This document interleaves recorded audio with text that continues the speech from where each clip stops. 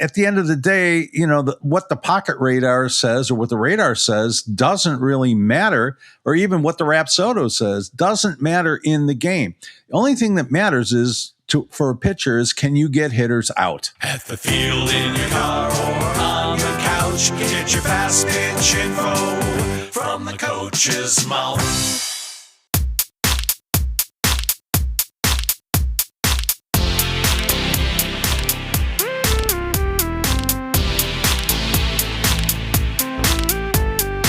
Welcome to the From the Coach's Mouth podcast with your hosts, Jay Bolden and Ken Kraus.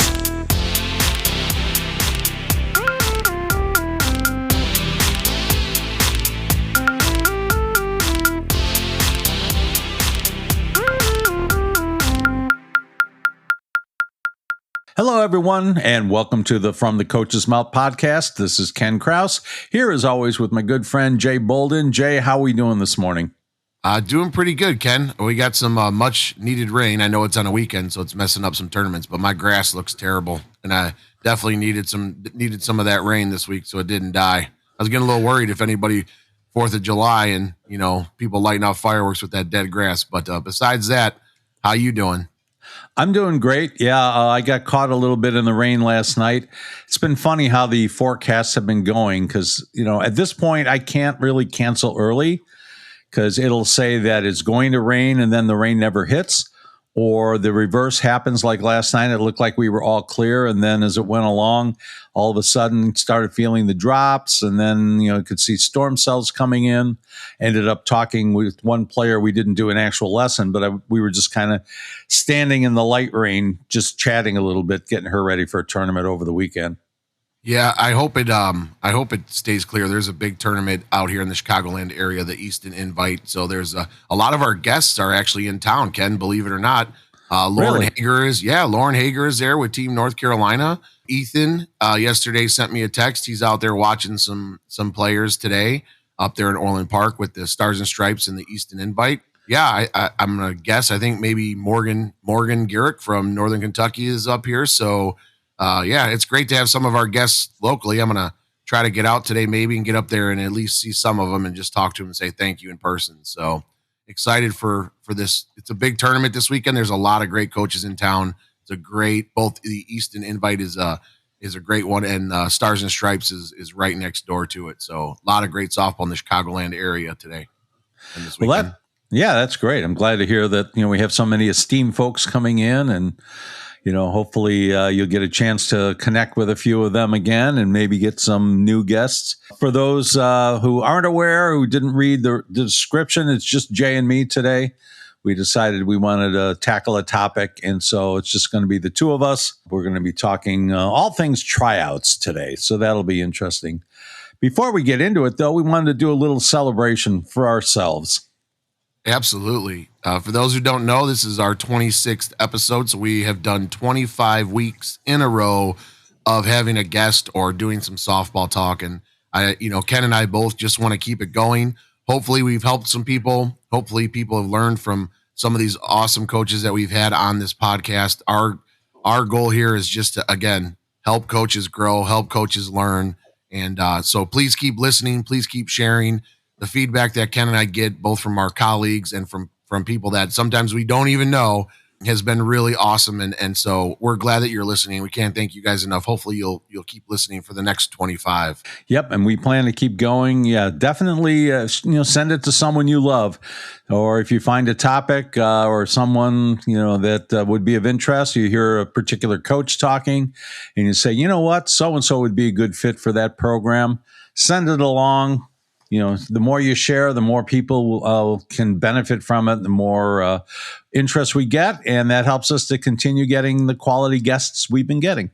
Absolutely. Well, Ken, let's get into it. I know you had a great topic for today, and you know how I feel about a lot of this stuff, so let's make sure that we get into it, see if we can help some people out with all these tryouts coming up with the travel ball season. So you want to get us started? Oh, I was just going to say, I find it kind of ironic because this is, as we're recording this, it is July 11th.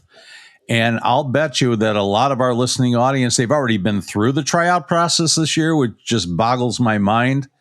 I haven't coached a team in a while. I just do instruction now. But when I was coaching teams, tryout season was the first couple of weeks of August. And before Yeah, it was. that, Yeah. It's always been in August. So it was after usually, the higher level teams came back from California from the PGF Nationals or Alliance Nationals now. But or no. USA softball back in the day. Yep. ASA, USA. So, yeah, things are definitely different now. I mean, I think the whole landscape has changed. And I think you and I have talked about this. I think the landscape is also moving upward up into the college level. I think that's what you're seeing now. So let's talk about it a little bit. How can we help some people figure out if they're going to choose the right team for their daughter? What are some tips and things that people should look for? All right. Well, I think one of the things in looking at it is you got to find the right level. You really have to take a look at it. And the right level doesn't always mean the highest level that you're capable of playing. It's the level that's going to give you the best opportunity to develop and grow. I think people need to take a longer term view. And I'm going to give you an example. All right. So I had a girl that she was a pitching student. She was coming along really well. When I first started working with her, she just was a girl who wanted to pitch. She picked it up quickly. She worked really hard. She was on a team where she was getting daddy balled. So, the head coach's daughter was a pitcher. The assistant coach's daughter was a pitcher. One of their friends, was a pitcher. So she rarely got an opportunity to pitch and even find out if she could do it. And it was, kind of frustrating, but I told her, and her dad, and I said, hey, you maybe want to look for a different team. You want to look for a team where, they need a pitcher, where you're going to get an opportunity. And they found one. It was not a very good team. It was, definitely a lesser team. Might not have even been as good as the one that she'd been on, but they needed her. So she got out there and she started pitching. And then, I'll tell you, irony of ironies, she was the only reason that team could win as she developed. And so then they started over pitching her, which wasn't good either, but at least she was getting her opportunity. Well, while she was on that team, she got spotted by a higher level team. They made an offer to her. She went to that one. She's now going into her junior year in college. She's been a really good D3 pitcher, has had a very successful career, and is just loving it. So sometimes I think you have to look at it and say, I may need to take a step down in order to take a couple of steps up. What do you think about that, Jay?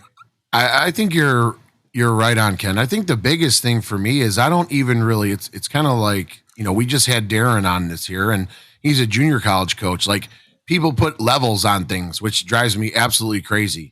Right. Like, I feel like to me, the most important thing is development, right? Like it's not about the wins and losses. Oh, well, that's a bad team. We can't go there. Okay. Well, you know what? Then you go to the team that's good and your daughter only gets, 3 innings on a weekend. That's not going to help your kid develop. Right. So if you want to be on that winning team, then you go to that winning team. But just realize that if you're, a lot of those I'll hear with some of those teams will be like, oh, well, we need a fourth pitcher. Really? You're giving pitchers numbers 1, 2, 3, and 4. Are you ranking them at 10, 12, 14, 16 years old? And to me, that's not even how things work. If people really get a clue, Ken, and understand that at 16 and 18, the goal is to get recruited, right? Like I'm going to give you a perfect example. I called a travel ball coach last night because I got a message from one of my kids that Wisconsin is coming out to see her. Okay. And so I called him and I said, who's been conversing with Wisconsin just so that I can make sure that I'm, if they need anything from me for this kid, I can do it.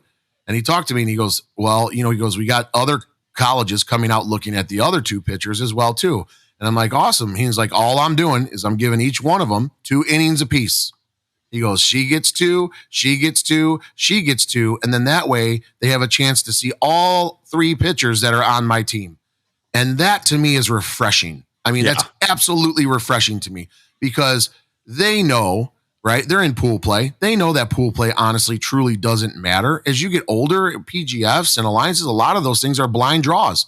What does that mean? They put your name in a hat, they pull you out, that's where you're seated. It's not about how you finish in your pool. So the point of this is that coach is smart enough to know that, hey, Northern Kentucky's coming out to look at this kid, And Wisconsin's coming out to look at that kid, and they're both coming to the same game because they can't play more games. So I've got to get both of them in so both of these coaches can see this kid, right? And that's my point. You get these younger age teams, Ken, and these coaches are so worried about winning every game. And that's what drives me crazy. You have an opportunity, especially in pool play, Ken, to give kids opportunities to have a game. Give them the full game. If you know that kid's not going to be pitching in bracket, maybe she will be. You never know. We know how pitching works sometimes, Ken. Sometimes you're the hammer, sometimes you're the nail, right? Yeah. I mean, and you need everybody. So the point of that is, and I say it all the time, even in a championship game, you got to give those kids who usually may not be the person you want pitching in that game, give them an opportunity to prove themselves. That kid gets a chance to grow. So yeah, I think you're right, Ken. Sometimes they need to take a step back, right? And say, okay, maybe this isn't the right level for me. So can I develop more at a lower level and grow? Because we don't know when it's going to click and these kids are going to bloom. I have a ton of late bloomers, Ken. I get them every day that walk in my door usually. And it's like, oh, well, so-and-so said this and that. I'm like, okay, well, let's prove them wrong, right? And so I agree with you. I think taking a step back is and maybe playing what you would consider a B-level competition level might be the best thing for you. And honestly, I've seen some really good B-level teams that could probably beat some really good A-level teams too. So I agree with you, Ken. Yeah. And, I think you made a good point there, Jay, in getting that opportunity, and you have to let them work their way through it. I had a girl recently, she was coming back from an injury. She'd been doing really well, got hurt, came back. She was struggling a little bit. And her coach just, as soon as she got into trouble, they were in, pool play. And as soon as she got into trouble, boy, out she comes. So she's getting an inning or two where she used to get a game or two. And, it's just frustrating to me. Finally, they were out in Colorado, and I think that they were just kind of in that position where they had to give her the game, or maybe the coach finally decided that she was ready. But she went into one game, struggled a little bit, but then kind of came through it and started doing better at the end. She ended up getting a game, and she pitched really well. And I feel like she's back on track now. You won't know that if all you want to do is win. Exactly. And if you're one of those teams that, especially at the younger ages, they'll play during the week. If you're taking your bracket championship level pitcher and you're pitching her during the week, you're wasting an opportunity to develop the other pitchers on your team, to give that kid a break so that she's better ready for the weekend when you need her. It's just mismanagement of the kids. You have to take all those factors into account. Yeah, I agree with you, Ken. I do want to ask you a question too here. When I talk to my parents that are taking their kids, especially at the younger ages, say like 10U, 12U, 14U, they say, well, I always tell them, you need to ask that coach these questions. And the first one is, how do you handle your pitchers? Yeah. If they come out and they say, well, we have a number 1, we've got a number 2, and your daughter would be number 4 and barely get any innings, I always tell them, run for the hills. Yeah. Right. Agree. I always say to them, ask them, right, is there a pitching rotation? Will my daughter have time to be in that circle? And if they're, that's going to give you kind of some information about how they answer that question, right? And I think that's an important thing for them to understand is like, especially again, like I'm talking about, even like we talked about, the team that I'm talking to you about with, he's pitching her 2 innings every game, that's 16U, right? That's the 16U level, high level, and that's what they're doing. But at the younger ages, they seem not to do that because they're worried about winning. Mm-hmm. And so asking those questions, do you have any questions that you tell your clients to ask when they're doing the tryouts? Anything that you have them say, hey, ask the coach how they handle this or how they handle that? Yeah. I try to talk to them about it. And, what you said is definitely one of the big things is how do you handle pitching? How do you make your decisions on, who is pitching and how much? I think how many games are you planning on playing? Because, that's important there. I've found it seems these days there's a contest to see how many games they can play. Yeah, and very much so. That's not necessarily healthy, especially in our area. If they're trying to play 100 games in the summer, you're going to have injuries, you're going to have problems, you're going to have kids that get tired, they're not going to perform well. I think that it's important to, be able to practice. I learned that lesson the hard way. I overscheduled one year and we got off and we were not able to get back on track again. The kids, you get a little, what I call out of round. In engineering term, you get a little bit out of round and, suddenly you're not hitting as well, you're not fielding as well, but there was no time to do any correction because there was another game to play. We didn't have time to do practices. And so I think that, knowing the schedule, where are you going to play? I think it's important for families to know what kind of a financial burden it's going to be. So, yeah, you have the team fees, but that's mostly going to cover the basic tournament fees and maybe some field rentals or indoor facility rentals. But you have to kind of really take a look at it and see how much are you going to be spending for travel? Where's that travel going to be? How much is that going to cost? Are there any requirements to stay at a certain hotel? All that stuff can add up and it can create a huge financial burden if you're not ready for it. Yeah, I agree. I think also too is what opportunities are there going to be for my kid to develop? I always tell them, ask them their philosophy. Is the philosophy, that we're here because we want to get in these tournaments and we want to win these tournaments, right? For me, we're getting ready to embark on this little semi-travel 11U team next year. And honestly, I don't care if we win a tournament. I really don't, Ken. I want these kids to develop, and I want to develop the 12 kids I have. I think what drives me crazy too is a lot of these coaches are just trying to develop the top 8 kids, right? Yeah. So the bottom four are always left behind. For me, I want to focus more on the bottom 4, right? I want to focus on all of them, but the bottom 4 is where, especially at these young ages, we just don't know when this kid's going to bloom. And we talk about development, and I know we're getting travel ball here because to me, that's where development happens the most. We just had Darren on this podcast. It's a junior college. Do people really think that kids stop developing once they get into college? It's just, so the point of that is the number one goal is to prepare the kids for the next level they go to, right? So if that's second year 12, and you go up to a B level, wonderful. That's your job as the coach, is to prepare those kids. One thing I want to say, and this resonated with me this week, I had a client that came in and she's 11U kid and the dad's talking and he's like, man, and the mom's talking. He's like, for the pitchers, all they do is pull out the pocket radar. That's it. Pocket radar. And I'm like, that's wonderful. And then and they're like, but man, when my kid went live, nobody could touch her. Nobody could hit her changeup. Nobody could hit her curve. And I'm like, yeah, but she doesn't throw as hard as the other kid. And she's close, don't get me wrong.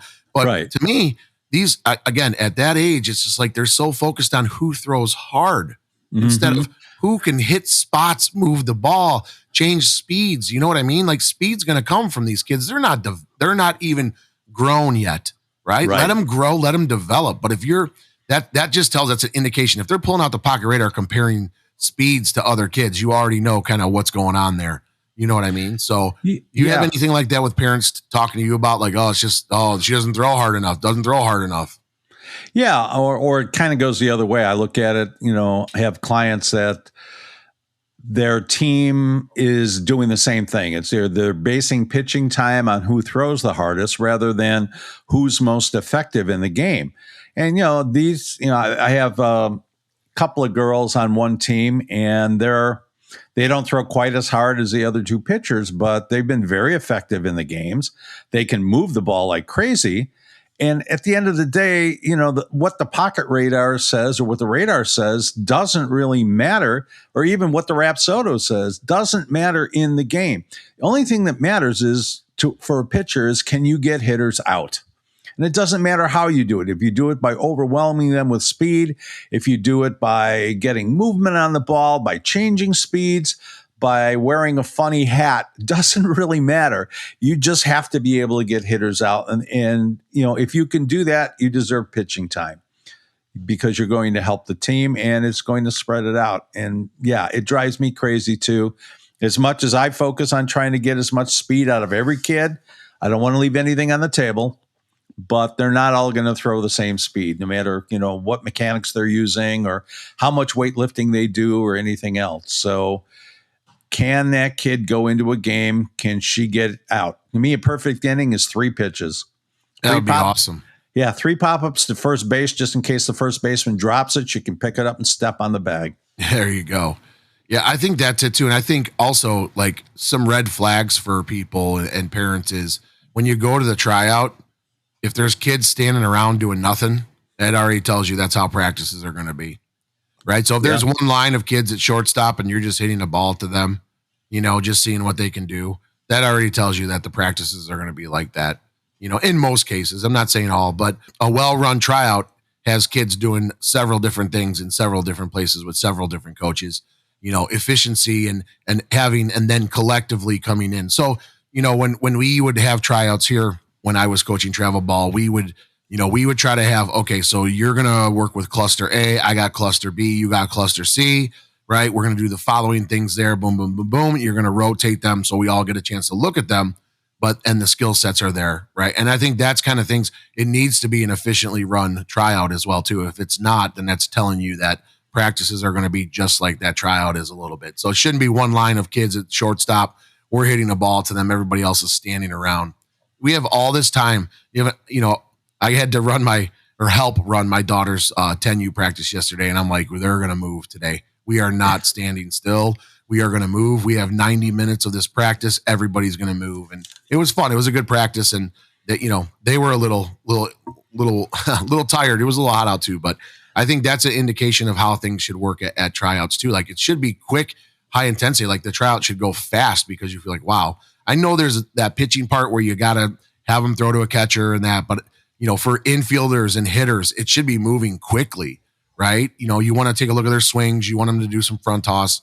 I think that's an indication of how practices should be run or how tryouts should be run too.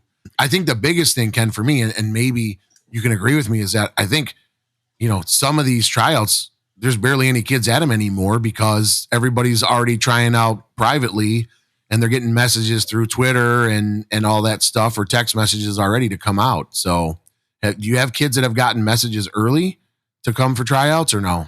Oh, yeah, absolutely. I mean, you see that. And part of the problem with that is that you don't really get a good look at what the caliber of the rest of the team is going to be. So, you'll come out, like if you do, let's say, open practice. All right, so you're going to go practice with this team. Yes, you're going to get a look at kind of how the team is right now, but there's no guarantee that that's the team that you're going to be playing with in the fall. It's just that's the team that they have there in the summer. What if 2 or 3 of their best players decide they're going to go play at a higher level? The Beverly Bandits call and suddenly they want to go play over there. So you're not really getting a good look at, who is going to be a part of the team. One other thing I was going to mention, when you were talking about that, seeing how the coaches go, if you're a parent, try to hang out with the parents that are, have kids already on the team and listen a little bit to the chatter and even ask questions and stuff about how this gets handled and that gets handled. It may not be something where the other parents are going to come flat out and tell you something bad, but you can just tell by the way they answer. If they're hesitant to say anything, if they're kind of, and they just sort of give you a non-answer, that gives you an indication that it may not be the right place for you. Very true. Very true. One thing I also wanted to talk about too, Ken, I think and this is just me and please chime in and help me out here with this. But I think at ages 10, 12, and 14, you're really looking for a coach who's going to give your child ample opportunities and really focus on development at the young ages. Not that we stop developing at the older ages, but what I want to get to here is once we hit about second year 14U, we want to be with a coach who also understands that the development piece is still going on. However, they have some form of connections with being on the right fields, connecting with college coaches, right? And still trying to advance your kid and develop, right? And I think, my point on this is you see all these national teams or you see these people changing their names from this to that, just because they think it's going to help them get exposure, but yet they're still playing on the same fields that they could have played on with the same name they had on prior, right? I say this all the time. A lot of the recruiting that goes on from 16 and up is about the connections, right? The connections that you have with those coaches. And, if you're just a random team that has a bigger name on it, right? You have the name, but you still are not getting on the proper fields because you're not that team that is the national team. You're the team that is just taken that name, paid for that name, and you think it's going to be better for you. What are your experiences with that? Will you agree with that, or am I off a little bit, or what are you thinking? Yeah, no, I think that, there's a lot of validity to that.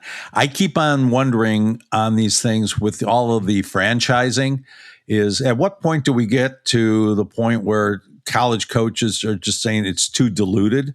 I don't know if, the ABC Bombers, if there's, 15 teams in this tournament that have the name the ABC Bombers, and I'm just making that up out of whole cloth, what are you getting? Are you really getting anything of quality? Yeah, it's a great name, but somebody just paid the money and, went through the process without necessarily upgrading it. So, yeah, buying into the name thing. I always remember, do you remember the TV show WKRP in Cincinnati? Oh, absolutely. Yeah, Dr. Johnny Fever, he was talking about it, and he had a mug with all his different names that he'd been in, and he always said, "Bad book, new name." If he had bad ratings, he would change his name and be somebody else. And I think that is for the same thing, is that you can put lipstick on a pig, but you still have a pig. Yep. I think that's just one of the things is that you want to be in an organization at those later ages, that is going to be that one has connections to getting your kid to whatever level that might be. Again, it's not about going Division I. It's about what level, right? And still developing. I was talking to an 18U coach, 18U Gold coach here in this area who his philosophy is at 18U, his job all summer is to develop those kids and get them ready for when they go off to college, which is in a couple weeks here. I mean, what a great philosophy that is, right? He knows that he's going to be playing in some tournaments he's probably not going to win, right? But his job is to develop those kids who are committed. And again, he's got D2 kids, D1 kids. He's got a kid going to Notre Dame, Toledo, you name it. But he's also got kids going to Division II schools and Division III. And his job is like, hey, I need to get these kids prepared for when they go away to college. And I think that's just refreshing to me. When I talk to people about getting in or going to certain organizations, Ken, I always try to tell them, look at the end result. What on that 18U team, where are those kids going? And what is that person doing or the organizational director doing to help get those kids to where they need to be? Because again, like you said, you slap a name on something doesn't mean that the organizational person who runs the organization is doing anything for those kids except you just giving him money or them money to slap their name on your jersey, right? And I think coaches will figure that out as they get older and they move up with their kids. Is that, well, yeah, we're a part of this organization, but however, nobody's making phone calls on my kids, so you have to do the work as a travel coach, and you need to start building those connections as soon as possible, especially at the older ages. And if we've had several guests on this podcast, Ken, I think when we talked to Kyle up from Hillsdale College, remember he said there's a gap. There is a gap, but even when they graduate and they're going off to college, there is still a gap from that level to the college level. And you have to try to fill that gap and develop that gap. And that's what people have to understand is these kids should be getting developed the entire time, right? And look at those organizations and try to feed through there. Go to an organization that develops kids from 10U to 18U, that doesn't have just random team here, random team there, and that there's, to me, the structure of the organization is even more important, right?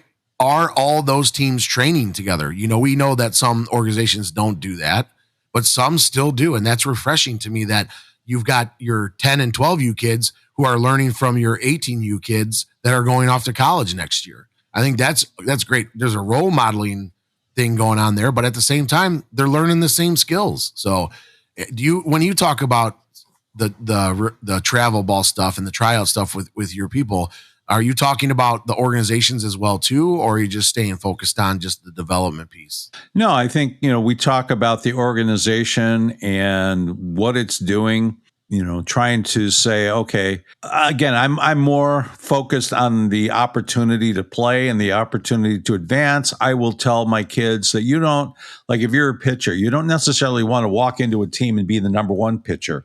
I'd much rather see my kid walk in as a number two and have a goal to become number one.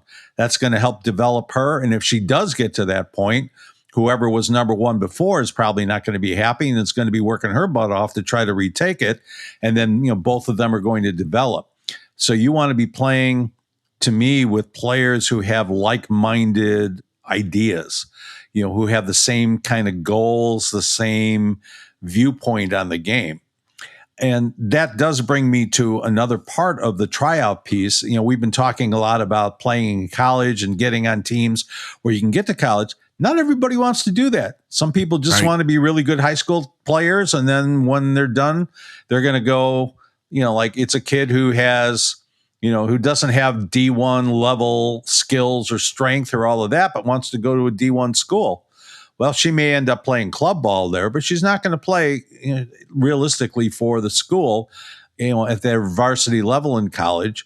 So if that's the case, if she doesn't have any intention of playing in college, why go on to a team whose goal is to get all of its players to play in college and is going to spend the kind of money that's required to do that sort of thing?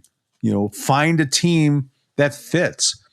Find a team that's going to play. And they could be an A-level team, but they're not going all intense. Or they could be a B-level team. And it's just, kids who want to have a little more time to themselves in their last summer or two, but they still want to play quality ball. So I think that when you're at tryouts, you also have to look at what are they oriented toward? Find out what's the team's goals?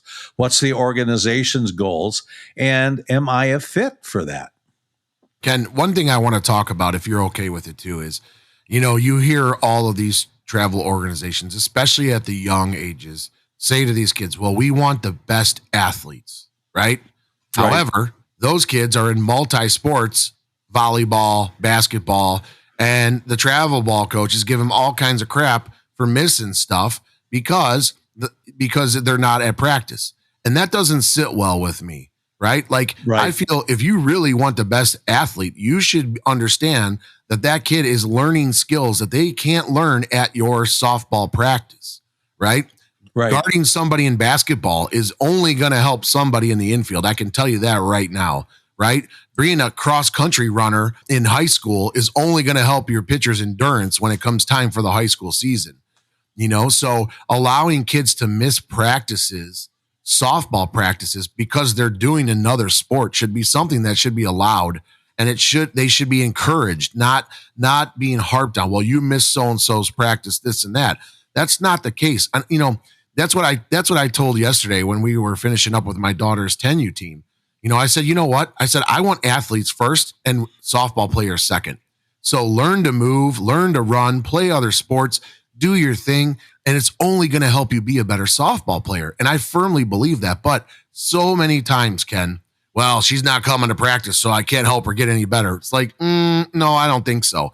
The kid's going to put time in, and they're going to find ways to hit and pitch and field balls. But we should be encouraging more and more of these kids to play multi-sports, because what do the college coaches say? Oh, we 80% are played multi-sports. Okay, then don't be frowning on that when that happens. I have a kid I'm working with now who is a high-level volleyball player, and this kid could be a very high-level softball player, to be honest with you. Going to be a power pitcher, Ken. And the best thing about her is that she's playing, a little bit lesser level so that she has the flexibility to go do and play elite club travel volleyball. This might be a kid that goes to college and wants to play both sports, right? And that's okay. Let her be an athlete. And kudos to that coach and that organization for allowing her to miss those things, understanding that she can still contribute to her team. So how do you feel about that, Ken? Do you feel that the travel ball coaches are, you got to be at practice because it's softball, but they preach that they want the best athletes? What are your thoughts, buddy?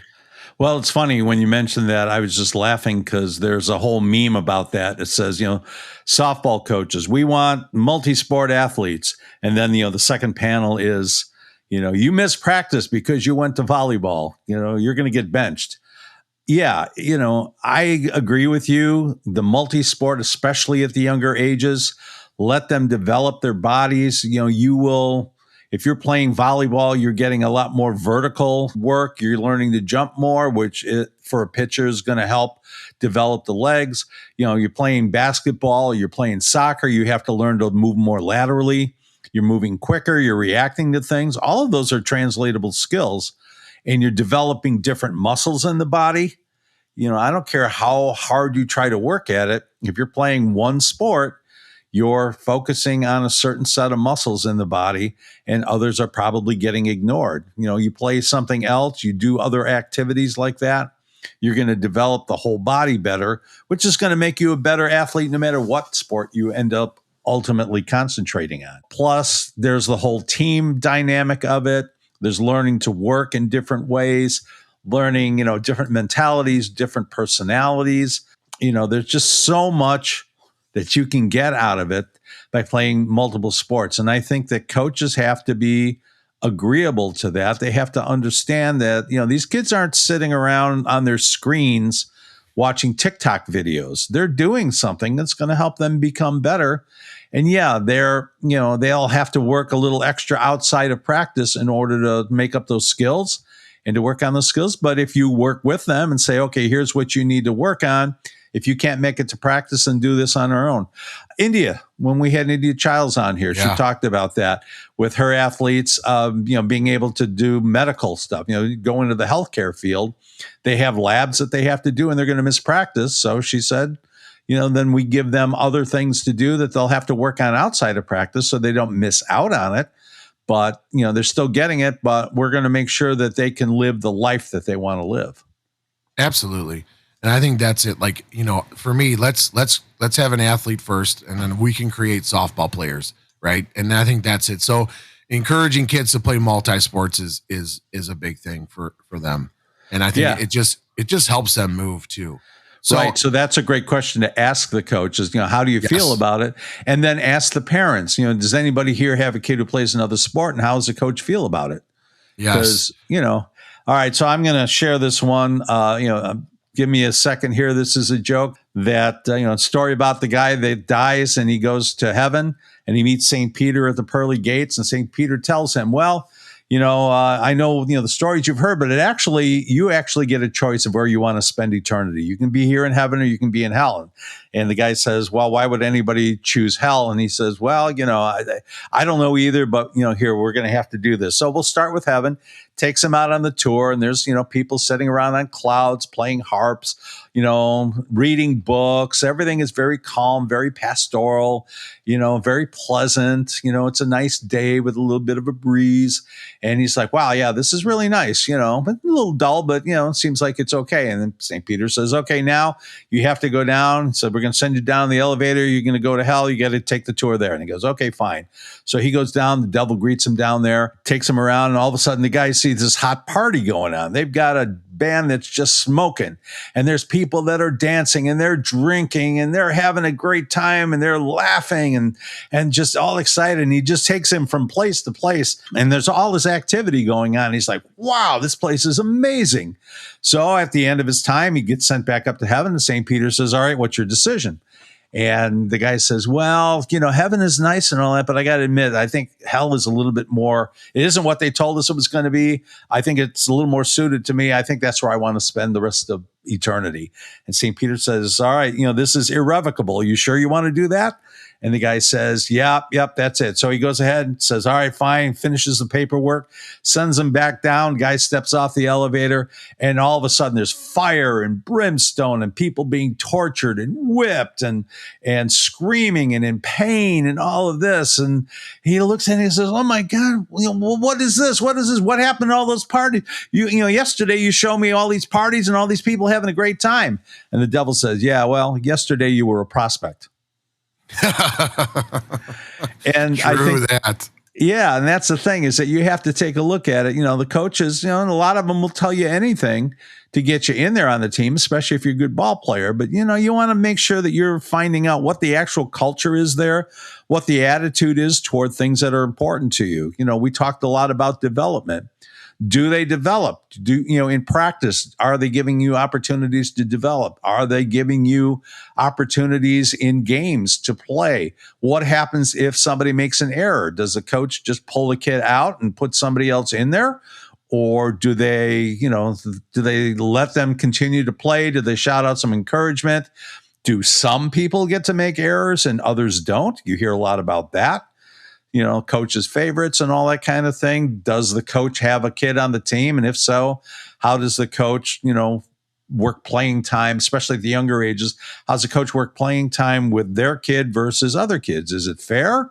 Is this the old Domingo Ayala, shortstop, coach's kid playing shortstop, the coach, he can't field the ball for anything. Yep. So I want to ask you, I've had several of my kids come and say, well, what advice can you give me when I'm at a tryout? What advice do you give to your kids when they're going to, say, a tryout? Okay. Number one, wear something that will make you memorable. Okay. I think that is so important because if it's a traditional tryout where there's going to be 30 or 40 kids there, the coaches are not going to know everybody's name. But if they remember orange socks or, crazy hair ribbon or, a Mickey Mouse shirt or something like that, it gives you at least something that makes you identifiable. So if you do something well, they know who it was. You don't just wear something, everything that's generic. I'd say try to find something that stands out. I think go introduce yourself to the coach when you get there. Shake hands, say, hi, how are you? Thanks for letting me try out. I appreciate it. Make an impression. You're going to spend a lot of time with those coaches, see how they react to you, but mostly you're just letting them know that you would be a great teammate. I would say be encouraging, hustle. Don't just walk from place to place. Don't look like you're there under duress. You want to look like you're happy to be there. So get out there and, if there's an opportunity, dive for a ball. Show them what you do. You don't have to catch the ball. You just have to show you're willing to do that. And I think that those are some of the non-skill things that everybody can do that can help you to stand out, because so many kids are just mopey or, they're shy or they're uncomfortable in a new situation. If you show that you can react well and, be someone that would be worthwhile on the team, if you're on the bubble, that may be the difference between you and another kid. Yeah. How about you, Jay? What are some of your tips?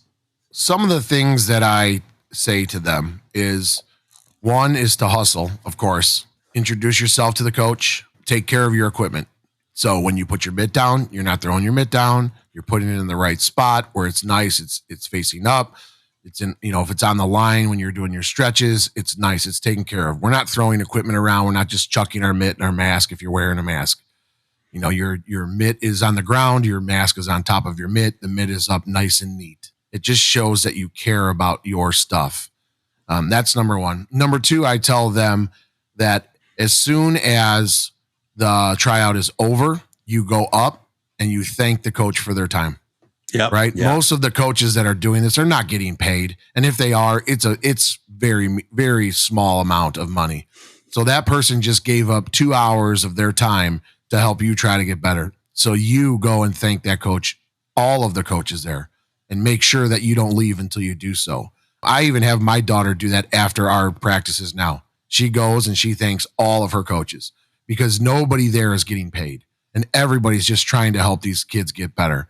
So make sure you do that. And it's a great way to do it too. Do not wear if you're trying out for a new team, do not wear your old team's stuff at all. That is a big slap in the face and you're probably getting crossed off the list right away, right? Wear one of your travel, like you said, a bright fluorescent travel tournament shirt, whatever. Yeah.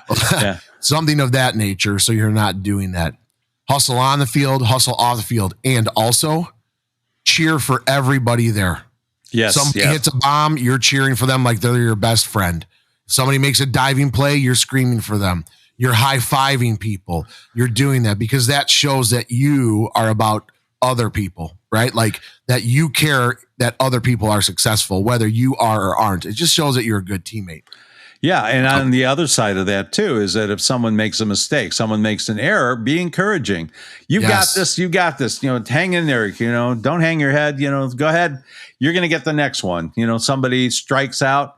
Hey, that's okay. That was a tough one. You're going to get them next time. I would say also too, body language and facial expressions are huge.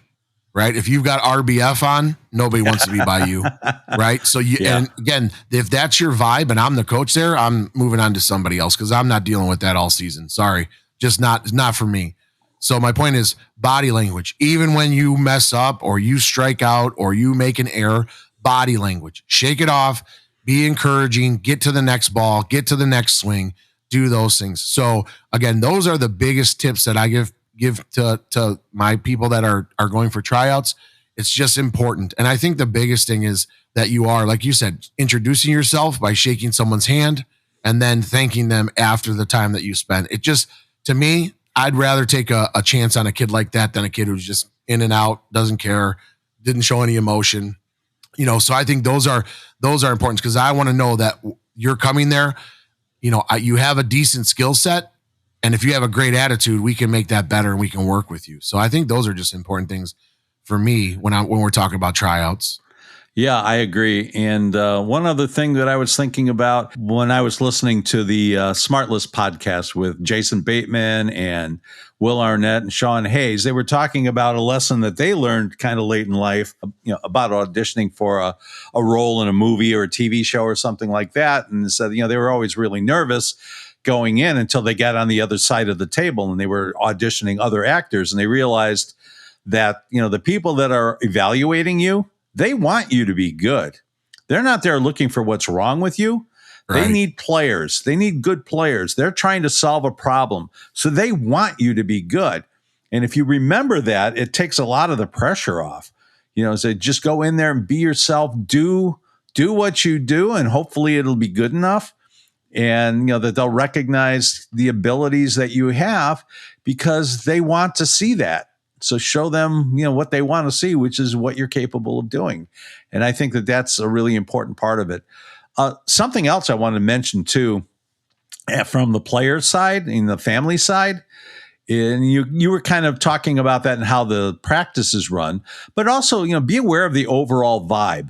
Because this is probably the coaching staff, the organization at its best. They're trying to make a good impression on you and, the best players, certainly, to try to get them to come into the organization. So if something feels a little wonky, something feels a little off, it's not going to get better when you get into the season. It will probably get worse. In fact, almost definitely. Have you found that too, Jay? Yeah. You got to feel the vibe of what's going on there for sure. And like you talked about earlier too, even the parents that are currently on the team, like that's a important, very important thing.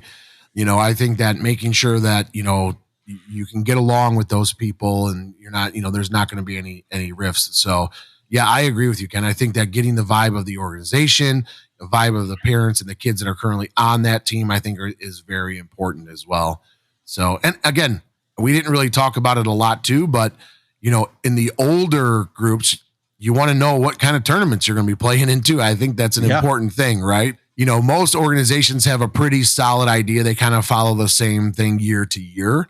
And I think that's very important to ask, hey, how many tournaments are we going to play in the fall? Are we playing in the domes in the winter if you're young, which drives me crazy. I refuse to play in domes. And then, they have those ones, Ken, where you start at midnight and you finish at 4 a.m. That's way past my bedtime for any of that stuff. So, I like those. So you like those? Oh my goodness. You must be a night owl. Yeah, I'm a night owl for sure. Oh my goodness. Yeah, I wouldn't have a steady diet of them, but I think it was fun to play in some of those things, just because it's sort of a magical hour. I know that there's a thing, nothing good happens after 2 a.m., but right. To do it once or twice in the off season. I like some of the dome stuff just because you're getting away from just the normal practice thing. It's a chance to Yeah. apply the skills. I see dome games as it's a chance for pitchers to pitch to hitters and hitters to hit off of pitchers, and ones that they don't know well. Because even if you have your pitchers pitch to your hitters, there's a familiarity there after a while. And, they learn how to hit off of them. So to see different people, I don't mind it so much. Again, I would not go every weekend. I wouldn't go every other weekend. But if you want to go once a month or once every 6 weeks, play some games to see how your skills are translating, I'm good with that. I think it's okay. I wish they would have had that more when I was coaching travel ball teams. So again, I think the understanding what tournaments you're going to be playing in, how many is an important thing, especially when you're talking multi-sport athletes, if they're good with that, right? You may have to miss a tournament because you have something else going on, which again, if they understand that, then it's a part of what it is. And that have that agreement up front, make sure that you understand how they handle that, right? I think those are important. What's your summer look like? Are you playing? Where are you at? Are we going to Chattanooga? Are we going to, Colorado? Those are big expenses for parents, Yeah. So you need to make sure that you understand what the schedule is, what's practices look like. Are we going down on a Sunday for 4 hours to practice? Or are we practicing, every other day or 2 days of defense, 1 of hitting? What is that organization? How do they handle their practices? Do they have an organizational day? A lot of these organizations actually do have a day where they bring the entire organization in and work with all of the kids in the organization. So those are things to make sure that you ask, not just, the travel ball coaches, just, people that the families that are on there too, because the families are probably going to have a better idea, during that tryout. So those are just great questions to also ask. What do you think, Ken? Anything else? Yeah, actually, and this isn't necessarily even a question to ask, but it's something that we have the ability to do now, thanks to technology, is Game Changer. If you're thinking about going onto a team, you're looking at a team, go onto their Game Changer for the current year, see how they're doing. Are they, is the team 5-64? Is the team 64-5? Both of those are clues as to the level of competition they're playing and whether they're really well-run teams and whether they understand the mission. If you've got a team that's going in there and then you start looking at the scores, and as we've talked about before, if the scores are showing up as big lopsided wins all the time, they're not playing the right level of competition. They're out there trophy hunting, or the coach didn't have any confidence in them. I mean, maybe they had a sudden turnaround from when they originally did the scheduling, because you have to schedule too early. But most of the time, that's not going to be the case. If they're winning a lot of games by lopsided scores, they're not really focused on developing the players as much as they are on winning games. Yeah, I agree. I think that's important to look at too. And also be conscious of, are they first year 12s, first year 14s? Those are when you're usually going to struggle a little bit more because you're playing kids that are a little bit older than you now. So that's important too. But yeah, checking the Game Changer out, I think is an important thing as well too. How many players have left this team that you know of is also an important thing. For travel ball coaches, understand you can't make everybody happy, and people are going to come and people are going to go. As long as you're trying your best to develop all of your kids, and I say that again, all of your kids, right, then you're doing it the right way. And people are going to come and people are going to go. I think that's the biggest thing. And I say it all the time.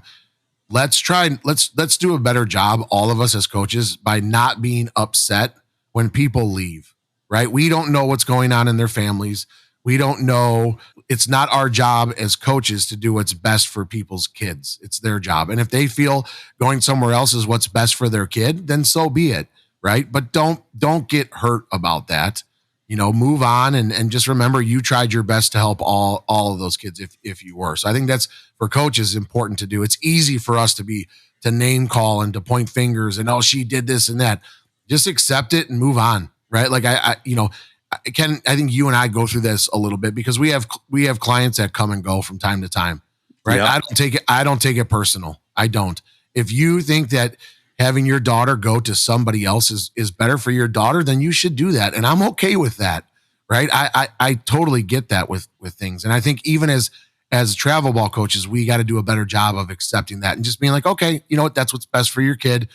Wish them luck. You know, that's what we ask our kids to, our players to do, is to be a good teammate. We need to be a good coach as well too, and understand it doesn't hurt. I'm not saying it doesn't, right?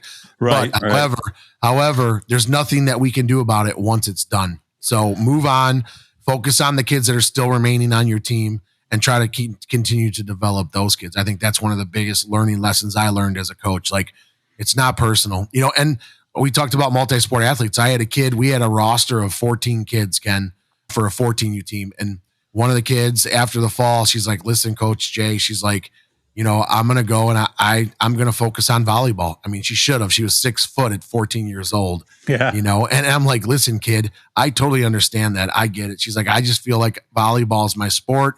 I don't, you know, so I like softball, but it's not, you know, I feel like I excel better in volleyball. And I'm like, you go, kid, you go and do what's best for you, because that's what's going to make me happy. And, you know, she's Division I volleyball player. Upset? Was I sad? Yeah, because she was a great kid. However, that's what was best for her at that time and her family. So, you know, we have to get past those things and not take it so personal. Would you agree, Ken?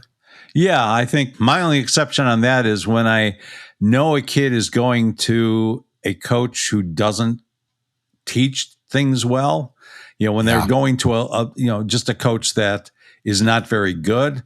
You know, that one just bothers me. It's like, if you want to leave, I understand. If you want to go to somebody else, you don't feel like you're getting what you need out of me, that's fine.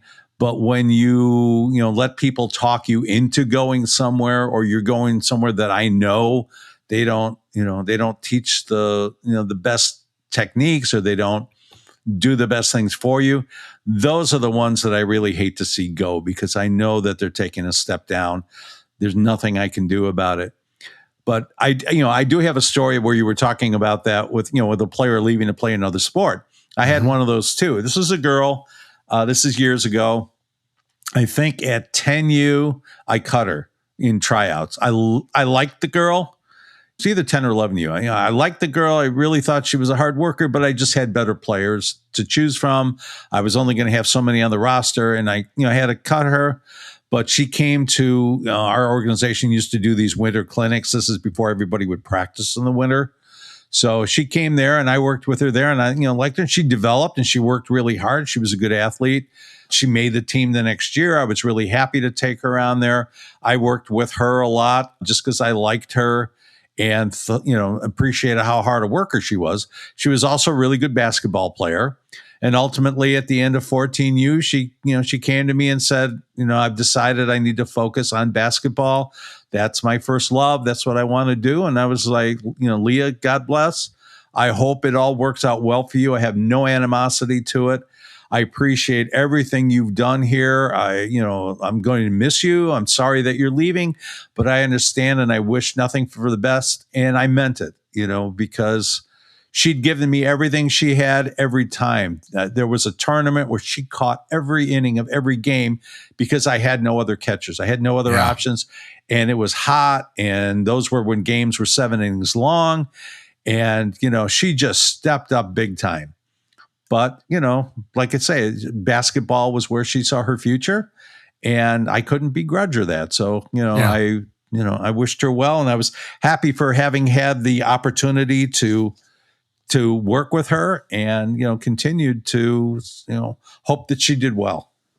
Awesome. And that's what's best for that kid, right? And their family. So that's, and you're fine with that. And that's great. That's what it should be all about.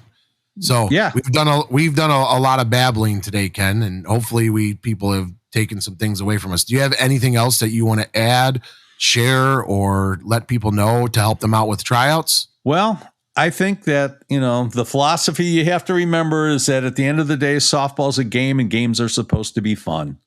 Amen. So you need to find where your fun is going to be. The number one reason that athletes quit playing ball, quit any sport, is because it wasn't fun anymore. And a lot of times, when you get to about 14 or so, that's where the fun starts coming out of it. Sometimes parents or coaches or teammates or whoever, they start taking it too seriously, or even the player themselves. They can't get past the working part of it, and it's just not fun anymore. They're doing it because they feel obligated. We know that teen suicide, and I hate to bring up such a negative topic, but teen suicide is a real thing in the country here. And we've heard stories about very high level kids who just couldn't handle the pressure. They were, highly touted, and then they end up, making that ultimate bad decision because they just couldn't handle what was going on in their lives. So, if somebody listening to this knows someone who's going through that, make sure they talk to somebody, talk to a professional, and, get back to where the sport is fun. Make sure that you're enjoying it. And that, again, means stepping down a level. If A-level ball, even though you're capable of playing it, just isn't for you, take care of your mental health, play B-level, enjoy it more. Yep. I couldn't agree more, Ken. Awesome, man. Well, great job today as always. Hopefully people take some good stuff away from us. I think we threw a lot of good nuggets out there for people. So you want to wrap us up? Yeah, I will. All right. All right. Well, definitely we appreciate everyone who's been listening. And again, thanks to all of you for doing that, for the kind words you've been sharing with us. If you like what you're hearing, again, please remember to give us a like, leave us a comment, make a suggestion. If you have a topic you'd like us to cover or a coach you think we should talk to, let us know about that. And be sure to share this podcast on your social media channels. If you're so inclined, you can also leave us a great review on Apple Podcasts. That'll also help more people to find us. On behalf of From the Coach's Mouth podcast, have a great rest of your week and weekend.